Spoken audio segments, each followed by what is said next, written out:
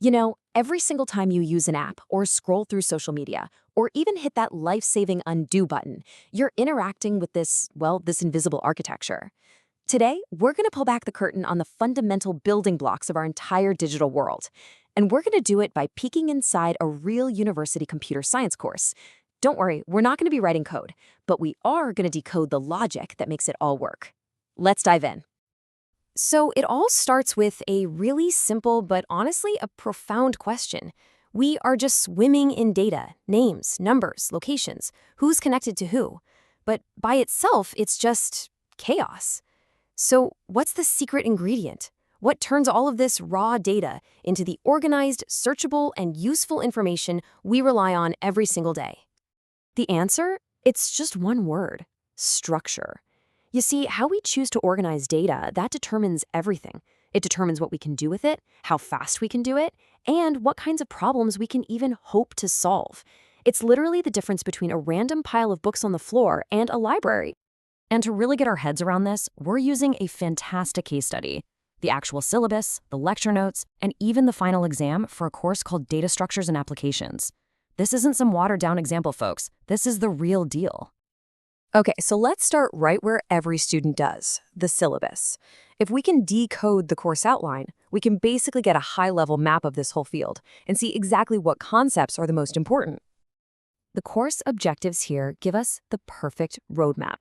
You see, it starts with the fundamentals, and then it introduces the key players: stacks, queues, linked lists, trees, and graphs. But notice this: the goal isn't just to know what they are. Look at that third bullet point: to design solutions with them.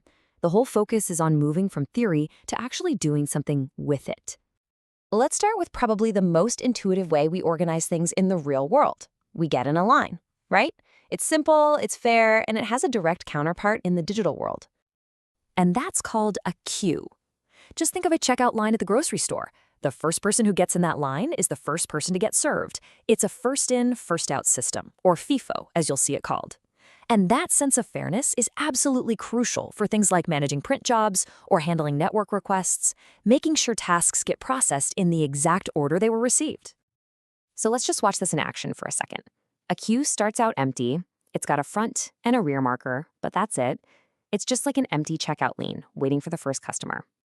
Now, when the first item arrives, in this case the number 10, it goes straight to the rear of the line. Then a second item, 20, shows up. And where does it go? Right behind the first one. The order here is super strict. And here's the key part. When it's time to process something, we always take from the front. The number 10 was the first one in, so it's the first one out. That's it. That is the simple, fair process right at the heart of a queue. Okay, so a queue is great for linear, orderly tasks. That makes sense. But what happens when your data isn't all stored neatly side by side in memory? What if it's scattered all over the place? How in the world do you keep it organized then? This is where a simple array, and you can just think of that as a fixed block of memory, like a row of connected boxes, kind of falls short. It's just too rigid. The solution is a much more flexible structure: a linked list. With a linked list, your data can be stored anywhere, because each piece is connected by this chain of digital pointers. The core building block here is something called a node, and the best way to think about it is like a clue in a treasure hunt. As you can see on the slide, each node holds two things: the actual data, which they call info, and then a pointer called link that tells the computer exactly where to find the next node in the chain. It's really clever. It's how scattered data gets connected into one coherent sequence. All right, so we've seen how to organize data in lines and in these cool, flexible chains. But how do you prove you've actually mastered this way of thinking? Well, let's shift gears and look at the final exam paper to see how these concepts are actually tested. Now, hang on, don't worry, we are not going to write the code for this, but just look at what it's asking. It's about traversing a binary tree, which is just a structure with a bunch of branching paths. The student has to navigate this whole tree in 3 totally distinct patterns. It's like visiting all the cities on a map using 3 different, very specific routes. This shows it's not about memorizing facts. It's about applying a systematic process to a complex structure. And get this, the exam explicitly grades different levels of thinking. So level 2, understand, that's basically about defining what something is.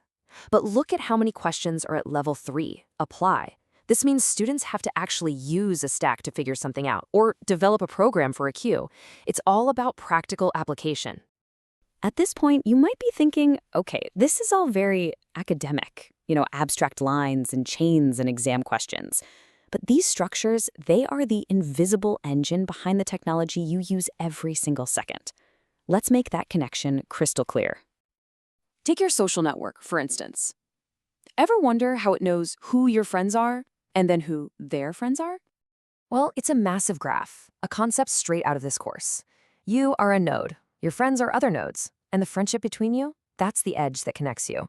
So when the app suggests a mutual friend, it's just an algorithm's job of walking along those edges to see who you're both connected to. It's that simple, really. Or what about one of the most useful buttons ever invented? That beautiful undo button. How does that actually work?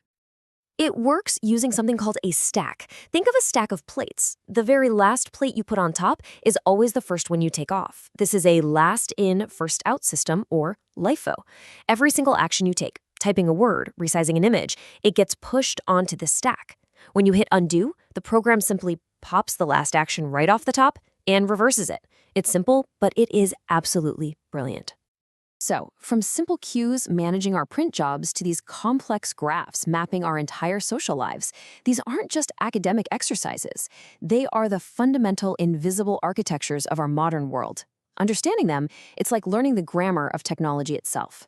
And that leaves us with just one question.